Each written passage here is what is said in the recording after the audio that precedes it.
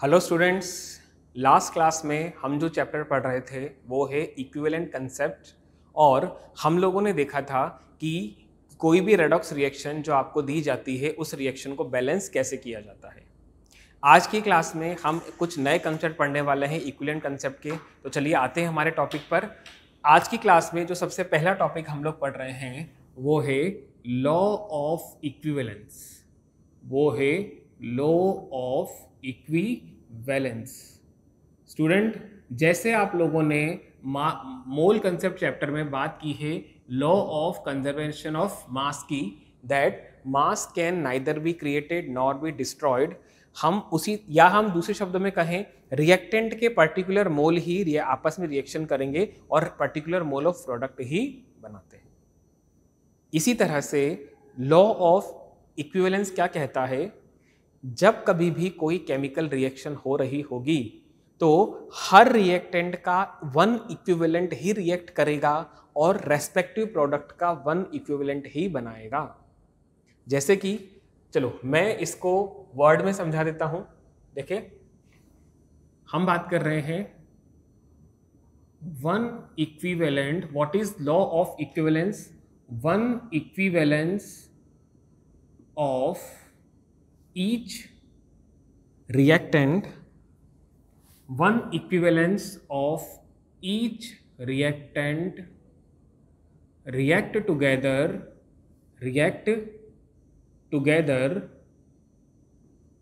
to form what they will form? They will form one equivalence of each product. जो आपके पास reactant है उस हर reactant का one equivalence ही आपस में रिएक्शन करेगा और हर रेस्पेक्टिव प्रोडक्ट का वन इक्विवेलेंस ही बनाएगा। जैसे कि अगर हम बात कर रहे हैं रिएक्टेंट ए और बी आपस में मिलकर के प्रोडक्ट सी और डी प्रोवाइड कर देते हैं, तो यहां पर हम बात कर रहे हैं one equivalence of A react with let me rewrite it again. हम बात कर रहे हैं one equivalence of A react with one equivalence of B to produce one equivalence of C and one equivalence of D. This is the law of equivalence. ये clear है बात? Always one equivalence of each reactant react together to form one equivalence of each product. ये कैसे possible है? तो आप लोगों को शायद समझ में ये नहीं आ रहा कि इक्विवेलेंस क्या होता है। हम ये बात समझ नहीं पा रहे कि व्हाट इज इक्विवेलेंस। तो हम बात कर रहे हैं one equivalence is equal to equivalent mass. हमारे पास में किसी भी सब्सटेंस का वन इक्विवेलेंस क्या हो जाएगा? उसका इक्विवेलेंट मास हो जाता है। अब हमारे पास सवाल उठता है इक्विवेलेंस मास क्या होता है? तो स्टूडेंट, हम बात कर रहे हैं equivalent mass is equal to molar mass of substance. Molar mass of substance divide by, आप इसे लिख सकते हो आइदर वैलेंसी फैक्टर और सिंप्लीफाइड इसे एन फैक्टर भी आप लिख सकते हो। देखिए, इक्विवेलेंट मास क्या होगा किसी भी सब्सटेंस का? जो उसका मोलर मास है डिवाइड बाय वैलेंसी फैक्टर और एन फैक्टर। और ये जो इक्विवेलेंट मास है यही वन इक्विवेलेंट कहलाता है किसी भी सब्सटेंस का। तो equivalent mass of reactant A react with equivalent mass of reactant B to produce equivalent mass of product C and equivalent mass of product D. This is known as law of equivalence. Clear है ये बात? सबको समझ में आ गई है? अब शायद आप इस बात में कंफ्यूज हैं कि सर ये वैलेंसी फैक्टर क्या होता है और ये एन फैक्टर क्या होता है। स्टूडेंट, अगर आप लोगों को याद हो तो इक्विवेलेंट कंसेप्ट चैप्टर के फर्स्ट लेक्चर में मैंने आप लोगों को समझाया था कि वैलेंसी फैक्टर क्या चीज होती है। चलिए इसको भी हम एक बार क्विकली रिवाइज कर लेते हैं, देखिए n फैक्टर तक आने से पहले मैं आप लोगों को इक्विवेलेंट मास की एक डेफिनेशन और समझा देता हूं। जैसे कि हम बात कर रहे हैं इक्विवेलेंट मास, इसकी एक डेफिनेशन हम और ब्रीफ में समझ रहे हैं, यह है it is the amount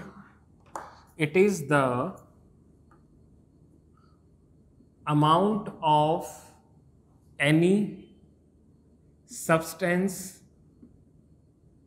that can react with 1 gram of hydrogen, जो या तो 1 ग्राम हाइड्रोजन के साथ रिएक्शन कर सकता है या फिर ये रिएक्शन कर सकता है 8 ग्राम ऑफ ऑक्सीजन के साथ में, या फिर ये रिएक्शन कर सकता है 35.5 ग्राम ऑफ क्लोरीन।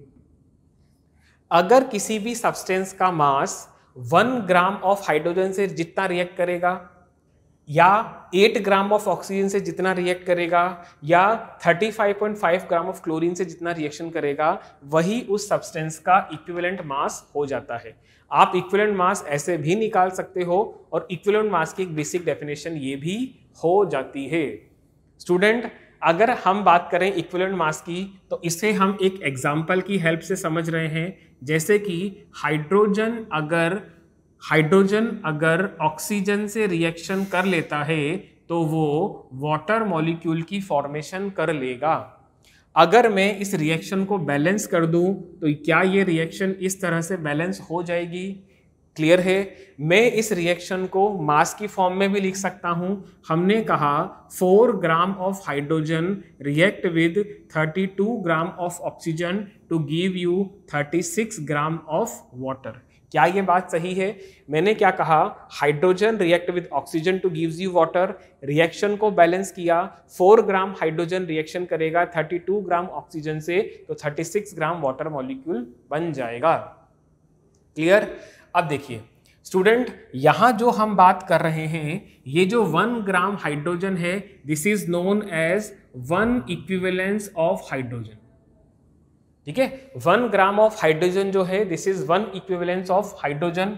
यहां जो हम बात कर रहे हैं 8 ग्राम ऑफ हाइड्रोजन, ये हमारे पास में हो जाएगा 1 इक्विवेलेंस ऑफ ऑक्सीजन। एंड जो हम बात कर रहे हैं 35.5 ग्राम of chlorine, it is 1 equivalence of chlorine atom. Is this clear? तो यहां पर देखिए 1 ग्राम हाइड्रोजन का मतलब 1 इक्विवेलेंस ऑफ हाइड्रोजन है, तो क्या 4 ग्राम हाइड्रोजन का मतलब 4 इक्विवेलेंस ऑफ हाइड्रोजन हो जाएगा? 4 इक्विवेलेंस ऑफ हाइड्रोजन हो जाएगा। स्टूडेंट, ये बात समझ में आ रही है? ठीक है, अब हमने लॉ ऑफ इक्विवेलेंस के अकॉर्डिंग समझा कि 1 इक्विवेलेंस रिएक्टेंट ए का 1 इक्विवेलेंस रिएक्टेंट बी से रिएक्शन करेगा। इसका मतलब 4 इक्विवेलेंट ऑफ हाइड्रोजन रिएक्शन करेगा 4 इक्विवेलेंट ऑफ ऑक्सीजन से, और इसके रिजल्टेंट आपको 4 इक्विवेलेंट ऑफ वाटर मॉलिक्यूल बन करके आएगा। ये समझ में आ रही है बात आप लोगों को? This is according to the law of equivalence. ठीक है, लेकिन स्टूडेंट एक बात आप मुझे बताओ, हम रिएक्टेंट ऑक्सीजन है, हमने क्या कहा 8 gram of oxygen is equal to 1 equivalent. हमने क्या कहा 1 equivalent of oxygen is equal to 8 gram of oxygen. हाँ या नहीं? तो अगर मैं इसे 4 से मल्टीप्लाई कर देता हूं तो हम कहेंगे 4 equivalent of oxygen is equal to 32 gram of oxygen. हाँ या नहीं? तो देखो, क्या 4 equivalent of oxygen 32 gram of oxygen के बराबर हो जाते हैं? मैंने आपको यहां पर यह बात प्रूफ करने की कोशिश की है कि 1 इक्विवेलेंट ऑक्सीजन और 8 ग्राम ऑक्सीजन के बीच में क्या रिलेशन है।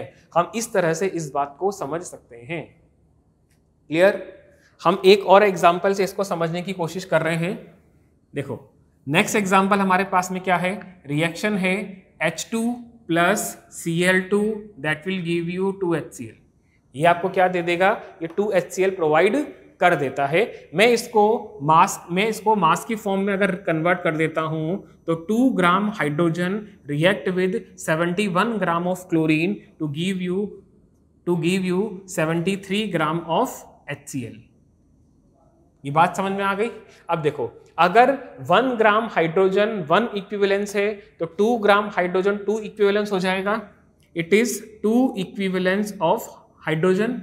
तो 2 इक्विवेलेंस ऑफ हाइड्रोजन हमारा रिएक्ट करेगा 2 इक्विवेलेंस ऑफ क्लोरीन के साथ में, बिल्कुल, और उसके रिजल्टेंट हमें 2 इक्विवेलेंस ही बन करके मिलेंगे, किसके, HCl के, बिल्कुल। अब देखो आपने देखा क्लोरीन का इक्विवेलेंस भी आप लोगों ने देखा। हम क्या कर रहे हैं, 35.5 ग्राम जो क्लोरीन है वो है 1 इक्विवेलेंस के बराबर। तो अगर मैं इसको 2 से मल्टीप्लाई कर दूंगा इस पूरे एक्सप्रेशन को, तो हम क्या कहेंगे, 71 gram of chlorine is equal to 2 equivalence. Clear है। तो हमने यहां पर ये प्रूफ किया कि 71 ग्राम क्लोरीन 2 इक्विवेलेंस कैसे होता है, वो हम यहां पर बात कर रहे हैं। स्टूडेंट ध्यान रखिएगा, हमेशा रिएक्टेंट के equivalence same number of equivalence react करेंगे और same number of equivalence of product बना करके आपको देंगे। तो ये था हमारे पास में लॉ ऑफ इक्विवेलेंस। इक्विवेलेंस हमारे पास इक्विवेलेंट मास ही है, जैसा कि मैंने आपको बताया। इक्विवेलेंट मास को निकालने के लिए हम क्या कर सकते हैं, molar mass of the substance divide bye valency factor. जो भी है आप लोग देखिएगा एक बार, यहां पर हम लोगों ने किस तरह से इक्विवेलेंस को मास से रिलेट करके बताया है। क्लियर। चलिए तो हम एक क्विक रिवीजन कर लेते हैं, what is the N factor और वैलेंसी फैक्टर।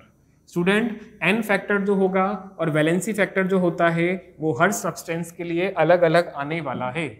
ठीक है, हम बात कर रहे हैं वैलेंसी फैक्टर के बारे में या हम बात कर रहे हैं एन फैक्टर के बारे में। तो अगर मैं बात करता हूं 4 एटम, कोई भी एटम अगर होगा, देखिए एक सेकेंड, यहां पर हम एक टेबल ड्रॉ करेंगे। यहां पर हम बात कर रहे हैं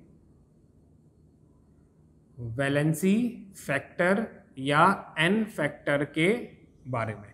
अगर सब्सटेंस एटम की फॉर्म में है तो उसका वैलेंसी फैक्टर क्या हो जाएगा, उसकी एक्चुअल वैलेंसी ही उसका वैलेंसी फैक्टर हो जाएगा। अगर सब्सटेंस एसिड है तो हमारा जो एन फैक्टर बनेगा वो क्या बनेगा, उस सब्सटेंस की basicity. What is mean by basicity, basicity number of replaceable H plus atom in 1 molecule. Acid के एक मॉलिक्यूल में कितने replaceable H plus atom available है, वही उस एसिड की बेसिसिटी होगी और वही उस एसिड का एन फैक्टर या वैलेंसी फैक्टर बन जाएगा। नेक्स्ट हम बात कर रहे हैं, अगर सब्सटेंस हमारा बेस है तो उस सब्सटेंस की एसिडिटी जो है ये उसका एन फैक्टर या वैलेंसी फैक्टर हो जाएगा। What is acidity, it is number of replaceable OH minus ion, और it's not H plus atom, it's H plus ion in 1 molecule. किसी भी एक मॉलिक्यूल ऑफ बेस के अंदर जितने रिप्लेसिएबल OH माइनस अवेलेबल है वही उस बेस की एसिडिटी होगी और वही उस बेस का वैलेंसी फैक्टर या एन फैक्टर बन जाएगा। अगर हम बात करते हैं सब्सटेंस अगर हमारा सॉल्ट है तो उसका वैलेंसी फैक्टर क्या होगा, ये होता है टोटल पॉजिटिव चार्ज। या तो आप सब्सटेंस का टोटल पॉजिटिव चार्ज ले लीजिए या आप ले सकते हैं टोटल नेगेटिव चार्ज। आपको यहाँ पर मैग्नीट्यूड ही लेना है, क्योंकि अगर सॉल्ट है तो वो न्यूट्रल होगा, जितना पॉजिटिव चार्ज है उतना नेगेटिव चार्ज अवेलेबल होगा, दोनों का एडिशन 0 हो जाएगा। तो ये हमारे पास में कुछ सब्सटेंसेज हैं जिनकी वैलेंसी फैक्टर के बारे में हम लोगों ने बात की है। क्लियर, समझ में आ रहा है सभी को? एक एग्जाम्पल से देखें, एक एग्जाम्पल से हम लोग देख लें। जैसे कि अगर हम बात करते हैं, हमारे पास सब्सटेंस है मैग्नीशियम का और हमसे पूछा जा रहा है कि इसका इक्विवेलेंट वेट कितना आएगा। तो मैग्नीशियम का मोलर मास कितना हो जाएगा 12, और हम बात जानते हैं मैग्नीशियम की वैलेंसी होती है 2, तो इसका n फैक्टर कितना बन जाएगा, sorry let me correct my self, magnesium का मोलर मास होता है 24 और इसकी n फैक्टर कितना हो जाएगा 2, क्योंकि मैग्नीशियम की वैलेंसी होती है 2। तो मैग्नीशियम का इक्विवेलेंट मास कितना बन जाएगा, इक्विवेलेंट मास कितना हो जाएगा मैग्नीशियम का, इट इज 12 ग्राम। कितना हो जाएगा 12 ग्राम। तो देखिए molar mass divide by valency for atom, this is n factor for them. Is this clear? समझ में आ गई सभी को? चलिए, तो स्टूडेंट ये था हमारे पास में लॉ ऑफ इक्विवेलेंस। हर रिएक्टेंट का एक particular same number of equivalence ही होंगे और उतने ही इक्विवेलेंस आपस में आपको प्रोडक्ट के फॉर्म में मिल जाएंगे। This is law of equivalence. Clear बच्चों? आई एम एक्सपेक्टिंग कि आप लोगों को ये सारी बातें समझ में आ रही हैं। नेक्स्ट हम लोग बात कर रहे हैं कॉन्सेंट्रेशन टर्म की। स्टूडेंट्स, अगर आप लोगों को याद हो, जब हम मोल कंसेप्ट चैप्टर पढ़ रहे थे तब मैंने आपसे कहा था कि हम लोग कॉन्सेंट्रेशन टर्म पढ़ते हैं, जिनमें से टोटल 6 नॉर्मल कॉन्सेंट्रेशन टर्म थी, और मैंने कहा था एक कॉन्सेंट्रेशन टर्म हम इक्विवेलेंट चैप्टर में पढ़ेंगे। वो कौन सी कॉन्सेंट्रेशन टर्म है? That is normality. तो नेक्स्ट जो कॉन्सेंट्रेशन टर्म हम लोग पढ़ रहे हैं वो हमारे पास में है नॉर्मेलिटी, जिसे हम कैपिटल N से रिप्रेजेंट कर देते हैं, जिसे हम कैपिटल N से रिप्रेजेंट कर देते हैं। Now what is normality? It is the number of equivalent of solute present in 1 liter of solution. What is normality? आपके पास अगर 1 लीटर सॉल्यूशन अवेलेबल है तो उस 1 लीटर सॉल्यूशन में कितने सॉल्यूट के इक्विवेलेंस अवेलेबल हैं, यही उस सॉल्यूशन की नॉर्मेलिटी हो जाता है। तो हम यहाँ पर नॉर्मेलिटी को रिप्रेजेंट कर रहे हैं इस तरह से, equivalent of solute divide by volume of solution. ये वॉल्यूम है आपका लीटर में और इक्विवेलेंस को हम रिप्रेजेंट कर रहे हैं ई से। ये बात समझ में आ गई आप लोगों को? ठीक है। तो स्टूडेंट, आप लोग ये बात जानते हो, हमारे पास में इक्विवेलेंस क्या हो सकता है? इक्विवेलेंस क्या हमारे पास में moles of solute, sorry, equivalence को मैं लिख सकता हूं molar mass of solute divide by it's valency factor और n फैक्टर।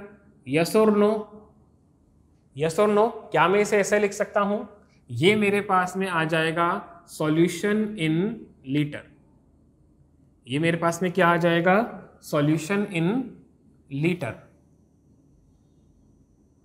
लेकिन स्टूडेंट क्या होगा अगर आपको सॉल्यूशन, क्या होगा अगर आपको सॉल्यूशन लीटर में ना दे करके ml में दिया होगा? तो ये मेरे पास फॉर्मूला बन जाएगा,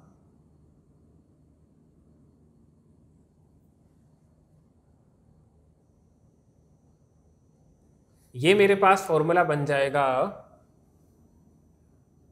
एक second, let me correct it again. Students को थोड़ा सा करेक्ट कीजिएगा। हम बात कर रहे हैं इक्विवेलेंस ऑफ सॉल्यूट की। हमने बात किया number of equivalent of solute present in 1 litre of solution. तो हमारे पास में यहां पर क्या हम इस तरह से लिख सकते हैं, normality into volume in litre is equal to E, ये हमारे पास में कहलाएगा इक्विवेलेंट। और अगर वॉल्यूम हमें लीटर में नहीं दिया हुआ ml में दे देगा तो हम इसे लिख सकते हैं volume normality into volume in ml is equal to E. देखो ml लीटर को ml में डिवाइड करने के लिए हमें ml को 1000 से मल्टीप्लाई करना पड़ेगा, डिवाइड करना पड़ेगा। तो ये 1000 जो है हमारा यहां पर मल्टीपल में चला जाएगा, ठीक है। तो ये हमारे पास बन जाएगा मिली इक्विवेलेंट। ये हमारे पास में क्या हो जाएगा, मिली इक्विवेलेंट हो जाएगा। अगर वॉल्यूम लीटर में दिया हुआ है तो E इज द इक्विवेलेंट, और अगर वॉल्यूम ml में दिया गया है तो E into 1000 is known as milliequivalent. It is clear? Is this clear? सबको समझ में आ रहा है ये बात? क्लियर है? चलिए स्टूडेंट, अब इस फॉर्मूले पे आते हैं। इक्विवेलेंट हमारे पास में क्या हो जाएगा,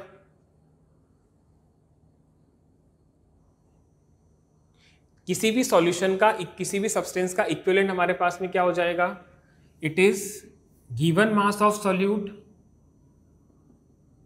given mass of solute divide by equivalent mass of solute multiply by 1 by volume in litre. और हम ये बात जानते हैं कि इक्विवेलेंट मास क्या होगा, molar mass divide by n factor. Clear है? तो ये हमारे पास में फॉर्मूला आ जाता है नॉर्मेलिटी का। क्लियर? चलिए इसे एक क्वेश्चन की हेल्प से सॉल्व करने की कोशिश करते हैं। क्वेश्चन क्या है हमारे पास में, calculate the amount of oxalic acid.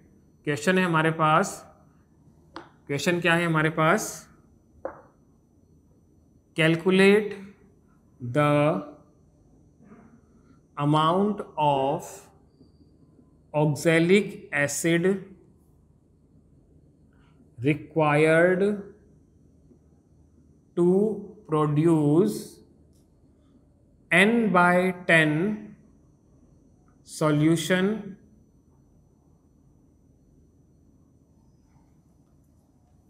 to produce 250 ml of n/10 solution। आपको क्या करना है, क्वेश्चन क्या है हमारे पास, क्वेश्चन है जो ऑक्सैलिक एसिड है हमें उसका अमाउंट पता लगाना है जो कि हम इतने नॉर्मेलिटी का सॉल्यूशन बना सकें जिसका वॉल्यूम 250 ml हमें दिया गया है। तो हम बात कर रहे हैं, सबसे पहले हम ऑक्सैलिक एसिड का मोलर मास निकालते हैं। Molar mass of oxalic acid, ये देखो पहले फॉर्मूला क्या होता है ऑक्सैलिक एसिड का, इट इज COOH2/2H2O। इसका मॉलिक्यूलर मास आ जाएगा हमारे पास में 126 ग्राम पर मोल। अगर हम बात करते हैं ऑक्सैलिक एसिड के n फैक्टर की, तो इसका n फैक्टर कितना आ जाएगा 2, क्योंकि इसके एक मॉलिक्यूल में ये एसिड है और इसके एक एसिड मॉलिक्यूल में कितने H+ रिप्लेस हो सकते हैं 2, तो n फैक्टर कितना हो जाएगा 2। तो अगर आपसे पूछा जाए what is equivalent mass of oxalic acid, it is 126 divide by 2, तो हमारे पास में आ जाएगा 63 ग्राम पर मोल। बात समझ में आ रही है ये? चलिए अब आते हैं, हमें ये बात पता है, देखो इस फॉर्मूले के अकॉर्डिंग चलते हैं। हमारे पास में नॉर्मेलिटी गिवन है, नॉर्मेलिटी है n/10, n/10 मीन्स 1/10, ठीक है। It's a decimolar solution. It will be equal to, हमने माना गिवन मास हमें पता नहीं है तो हमें x मान लेते हैं, ये वो मास है जिसको हम यूज करके 1/10 नॉर्मेलिटी का 250 ml सॉल्यूशन बना सकते हैं ऑक्सैलिक एसिड का, डिवाइड बाय इक्विवेलेंट मास हमारे पास में कितना आ गया है सॉल्यूशन का ऑक्सैलिक एसिड का, it is 63 multiply by 1000 divide by ये हमारे पास में हो जाएगा, देखो वॉल्यूम कितने में है, ml में है, तो ये हमारे पास में आ जाएगा 250 ml। स्टूडेंट अगर इस पूरे एक्सप्रेशन को आप सॉल्व करते हैं किसके लिए, x वैल्यू के लिए, तो अमाउंट ऑफ ऑक्सैलिक एसिड हमारे पास में कितना आ जाएगा, अबाउट 1.575 ग्राम। इतना ऑक्सैलिक एसिड हमें चाहिएगा जिससे कि हम 250 ml सॉल्यूशन बना सकें 1/10 नॉर्मेलिटी का। क्लियर है आप लोगों को, ये बात समझ में आ रही है? तो ये था हमारे पास में एक और कॉन्सेंट्रेशन टर्म जो कि है हमारे पास में नॉर्मेलिटी। ओके, नेक्स्ट हम बात कर रहे हैं कि डाइल्यूशन का क्या फर्क पड़ता है नॉर्मेलिटी के ऊपर या इक्विवेलेंट के ऊपर। तो नेक्स्ट जो टॉपिक हम डिस्कस कर रहे हैं आज की क्लास में वो है dilution of solution. Dilution of solution, जिस भी नॉर्मेलिटी का सॉल्यूशन आपको दिया गया है, अगर आप उसको डाइल्यूट कर देते हो तो क्या फर्क पड़ेगा डाइल्यूशन का, यही हम देख रहे हैं। स्टूडेंट इस तरह से देखिएगा, हमारे पास में एक कोई कंटेनर है और इस कंटेनर में हम लोगों ने सॉल्यूशन कलेक्ट किया हुआ है। फॉर एग्जांपल सोडियम हाइड्रोक्साइड का सॉल्यूशन हम लोगों ने लिया हुआ है। अगर हम बात करते हैं, इसकी नॉर्मेलिटी N1 है और इसका वॉल्यूम V1 है। ठीक है, कंटेनर में सॉल्यूशन किसका है, सोडियम हाइड्रोक्साइड का, जिसकी नॉर्मेलिटी N1 है, वॉल्यूम V1 है। स्टूडेंट्स अगर आप इसके अंदर ऐड कर देते हो वाटर या फिर जो भी सॉल्वेंट आपने यहां पर लिया था आप उसे ऐड कर देते हो, तो आप ये बात जानते हो कि कंटेनर में जो सब्सटेंस है, जो सॉल्यूशन है, उसका वॉल्यूम चेंज हो जाएगा, बढ़ जाएगा। हम देखो, तो इस कंडीशन में वॉल्यूम हमारा हो जाता है V2। डाइल्यूट वाटर ऐड करने के बाद, जो क्योंकि हमारा सॉल्वेंट है, वाटर ऐड करने के बाद वॉल्यूम हो गया V2। देखो जब नॉर्मेलिटी N1 थी, वॉल्यूम V1 था, इक्विवेलेंट कितने थे हमारे पास NaOH के, वो थे E। आपने पानी और ऐड कर दिया, वॉल्यूम बदल गया। स्टूडेंट क्या हमारे पास में नंबर ऑफ इक्विवेलेंट बदले हैं? नहीं, क्योंकि हमने पानी ऐड किया है, हमने सोडियम हाइड्रोक्साइड ऐड नहीं किया है, तो नंबर ऑफ इक्विवेलेंट सॉल्यूशन में बदलेंगे तो नहीं, लेकिन वॉल्यूम चेंज होने की वजह से नॉर्मेलिटी बदल जाएगी। नॉर्मेलिटी हो गई है इसकी N2। बात समझ में आ रही है? आप लोग ये बात जानते हो, normality is inversely proportional to volume in ml। अभी अभी हम लोगों ने एक्सप्रेशन देखा था स्टूडेंट, तो आप देखो वॉल्यूम अगर हम बढ़ा देंगे तो नॉर्मेलिटी घट जाएगी, हम ही कह रहे हैं नॉर्मेलिटी बदल जाएगी। तो जैसे ही वॉल्यूम बढ़ा हमारी नॉर्मेलिटी बदल गई, लेकिन नंबर ऑफ इक्विवेलेंस हमारे अभी भी सेम ही है। क्यों? क्योंकि हमने सॉल्वेंट ऐड किया है, हमने सॉल्यूट ऐड नहीं किया है। तो अगर हम बिफोर कंडीशन की बात करते हैं तो बिफोर कंडीशन हमारे पास ये रही, और अगर हम आफ्टर कंडीशन की बात करते हैं, आफ्टर मतलब आफ्टर डाइल्यूशन की बात करते हैं, तो हमारी कंडीशन ये रही, नॉर्मेलिटी N2 वॉल्यूम V2। और बिफोर डाइल्यूशन की अगर हम बात करते हैं तो नॉर्मेलिटी हमारी हो जाएगी N1 और वॉल्यूम हो जाएगा V1। Clear? But number of equivalence change हुए हैं क्या? नहीं चेंज हुए हैं। तो हमारे पास में हम बात कर रहे हैं बिफोर भी E1 थे और आफ्टर भी E ही है। ठीक है, तो ये हमारे पास नंबर ऑफ इक्विवेलेंट कितने आ जाएगा, it is N1 multiply by V1 is equal to N2 multiply by V2। क्योंकि आप लोगों को आज की ही क्लास में मैंने इक्विवेलेंट निकालना सिखाया था। Normality into volume in ml जो होता है, ये हमारे पास में इक्विवेलेंट ही होता है, या आप मिली इक्विवेलेंट भी कह सकते हो। अगर वॉल्यूम ml में है, तो इसे हम क्या कहेंगे, E को क्या कहेंगे हम, मिली इक्विवेलेंट। तो milli equivalent before dilution is equal to the milli equivalent after dilution. Clear है स्टूडेंट? ये बात आप लोगों को समझ में आ गई? क्लियर है?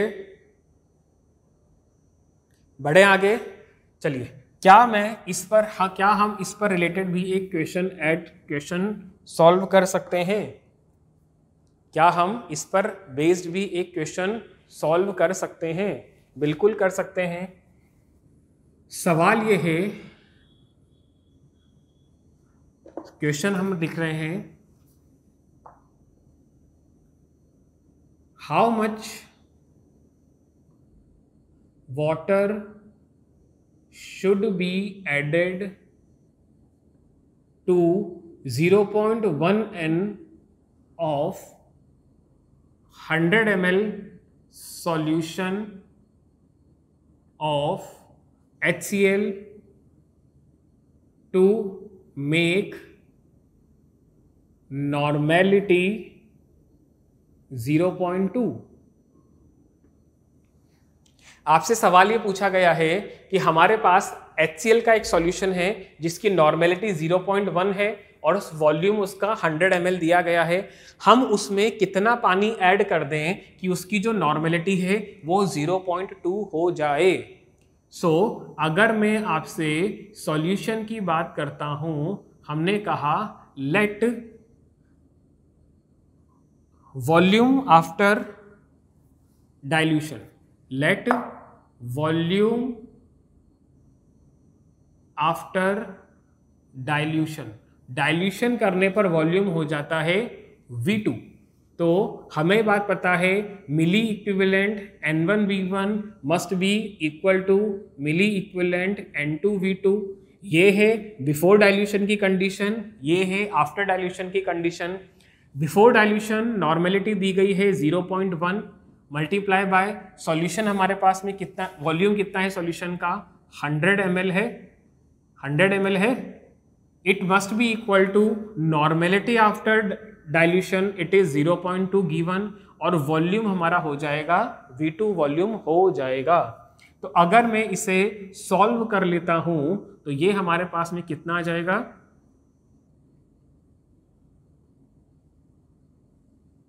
देखिए ये हमारे पास में नहीं, देखो यहां पर थोड़ा सा हमारे पास ट्विस्ट ये आ गया कि अगर आपकी नॉर्मेलिटी बढ़ रही है, देखो 0.1 से 0.2 बढ़ रही है, इसका मतलब वॉल्यूम कम होना होगा। तो मैं सर स्टूडेंट क्वेश्चन को थोड़ा सा मॉडिफाई कर रहा हूं, हम यहां पर मोलरिटी 1n कर लेते हैं, ठीक है। तो नॉर्मेलिटी हमारी अगर 1n हो जाएगी तो this is your answer, this is your answer. तो हम बात कर रहे हैं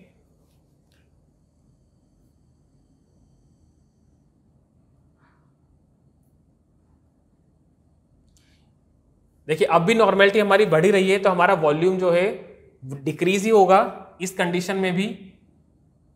तो हम बात कर रहे हैं इस कंडीशन में वॉल्यूम डिक्रीज ही होगा। हमारा रिजल्टेंट वॉल्यूम कितना हो जाएगा, रिजल्टेंट वॉल्यूम हमारा हो जाएगा V2 हो जाएगा 10 ml, V2 हमारा कितना हो जाएगा 10 ml। तो क्वेश्चन को अगर हम चेंज करें, how much water should be removed, देखो पहले कितना था वॉल्यूम 10 ml का था और वॉल्यूम कितना हो गया, सॉरी पहले वॉल्यूम कितना था 100 ml का, अब कितना हो गया 10 ml का। तो पानी कितना हटाना है हमें, V2 minus V1 is equal to sorry V1 minus V2 आपको हटाना है, ये हो जाएगा 100 माइनस 10 इक्वल टू 90 ml, ठीक है। This amount of water should be removed so that आपकी नॉर्मेलिटी जो है वो 0.1 से 1n तक इंक्रीज हो जाए। क्योंकि देखो यहां पर नॉर्मेलिटी हमारी बढ़ ही रही है, कम नहीं हो रही है, इस वजह से। क्लियर, अगर हमने बोला था वॉल्यूम बढ़ेगा तो नॉर्मेलिटी घटेगी, इक्विवेलेंट हमारा सेम रहता है। तो रिजल्टेंट सॉल्यूशन के लिए पानी हमें इतना ऐड करना होगा। बात समझ में आ गई स्टूडेंट आप लोगों को?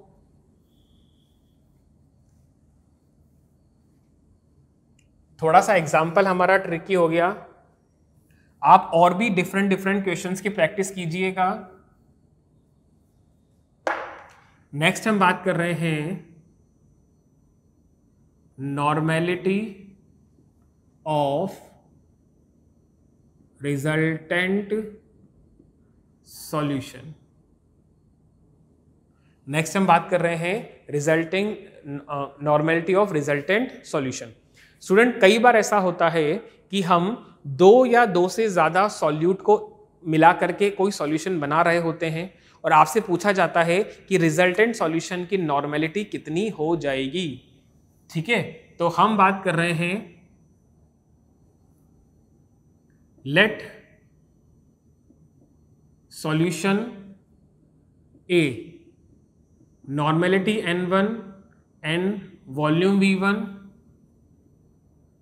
and solution B normality N2 and volume V2 and solution C normality N3 and volume V3 are added to make resultant solution of normality n। Then देखो हमने क्या किया, यहां पर मैंने एग्जांपल लिया है तीन डिफरेंट सॉल्यूशन का, तीनों का सॉल्यूट सेम ही है। ठीक है, यहां पर सॉल्यूशन ए की नॉर्मेलिटी N1 है, वॉल्यूम V1 है, सॉल्यूशन बी का नॉर्मेलिटी N2 है, वॉल्यूम V2 है, सॉल्यूशन सी की नॉर्मेलिटी N3 है, वॉल्यूम V3 है। तीनों को मिला देने के बाद जो रिजल्टेंट सॉल्यूशन होगा उसकी नॉर्मेलिटी क्या होगी, तो उसकी नॉर्मेलिटी हमारे पास हो जाएगी N1, देखो N1 V1, क्योंकि मिली इक्विवेलेंट जो होंगे वो पहले सॉल्यूशन के ऐड करने हैं, मिली इक्विवेलेंट जो होंगे वो दूसरे सॉल्यूशन के ऐड करने हैं, मिली इक्विवेलेंट जो होंगे वो तीसरे सॉल्यूशन के ऐड करने हैं, और ये सारे मिलकर के रिजल्टेंट सॉल्यूशन की नॉर्मल मिली इक्विवेलेंट बनाएंगे, जो कि हमारे पास तीनों ही सॉल्यूशन के वॉल्यूम के बराबर वॉल्यूम कैरी करेगा। यस और नो? तो यहां से हमारे पास में रिजल्टेंट सॉल्यूशन की जो नॉर्मेलिटी आ जाएगी वो है N1 V1 plus N2 V2 plus N3 V3, और रिजल्टेंट सॉल्यूशन का वॉल्यूम हमारे पास हो जाएगा V1 plus V2 plus V3। Clear है बात? तो नॉर्मेलिटी ऑफ रिजल्टेंट सॉल्यूशन, यहां पर जितने भी सॉल्यूशन हमने लिए हैं तीनों ही सॉल्यूशन में सॉल्यूट सेम है। ठीक है, बस तीनों सॉल्यूशन की नॉर्मेलिटी और वॉल्यूम हमारा अलग अलग है। तीनों को मिलाकर के जो रिजल्टेंट सॉल्यूशन बनेगा उसकी नॉर्मेलिटी हमारी इस फॉर्मूले से निकाली जाएगी। क्लियर? चलिए क्वेश्चन कर लेते हैं। Find the normality of resultant solution of HCl by adding. आपके पास HCl के तीन अलग अलग सॉल्यूशन ऐड किए जा रहे हैं। सॉल्यूशन ए हमारा क्या हो जाएगा, 0.1 नॉर्मेलिटी दी हुई है एंड इसका 100 ml दिया गया है। आपके पास सॉल्यूशन HCl का ही सॉल्यूशन दिया गया है B, जिसकी नॉर्मेलिटी है 0.2 N, इसका जो वॉल्यूम है वो है हमारे पास में 400 ml, और इसी का सॉल्यूशन C हो जाएगा HCl का हमारे पास में 0.4 नॉर्मेलिटी इसकी दी हुई है, और इसका वॉल्यूम है हमारा 500 ml। आपके पास में HCl के तीन डिफरेंट सॉल्यूशन दिए गए हैं, तीनों को मिला करके जो रिजल्टेंट सॉल्यूशन बनेगा उसकी नॉर्मेलिटी क्या आएगी। तो अगर मैं आपसे यहाँ पर सॉल्यूशन के बारे में बात करता हूँ तो ये हो गया मेरे पास में N1 V1 N2 V2 N3 V3। Resultant solution की नॉर्मेलिटी ऐसे ही आएगी। तो रिजल्टेंट सॉल्यूशन की नॉर्मेलिटी हमारे पास में N1 कितना है 0.1 मल्टीप्लाई बाय V1 कितना है 100, ये आ जाएगा, प्लस हमारे पास में रिजल्टेंट V2 कितना है 0.2, सॉरी N2 कितना है 0.2, V2 कितना है 400। इसी तरह से N3 कितना है 0.4 मल्टीप्लाई बाय V3 कितना है 500, और इस पूरे रिजल्टेंट का वॉल्यूम कितना आ जाएगा, जो सारे ही सॉल्यूशन का वॉल्यूम है ये हमारे पास 1000 ml आ जाएगा या 1 लीटर आ जाएगा। तो हम इसे कर देंगे 1000 से डिवाइड, तो ये हमारे पास में कितना आ जाएगा, ये हमारे पास में हो जाएगा 10 प्लस 80 प्लस 200 डिवाइड बाय 1000, तो ये हमारे पास में आ जाएगा 0.29 नॉर्मेलिटी।